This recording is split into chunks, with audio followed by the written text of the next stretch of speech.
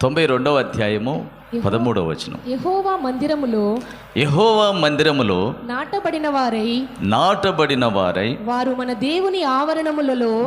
మన దేవుని ఆవరణములో వర్ధిల్లుదురు.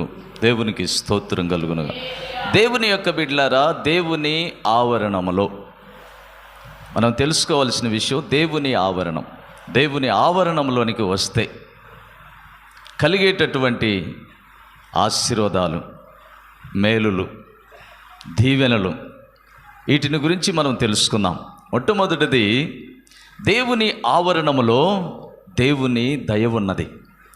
రెండవది, దేవుని ఆవరణములో ధన్యత ఉన్నది.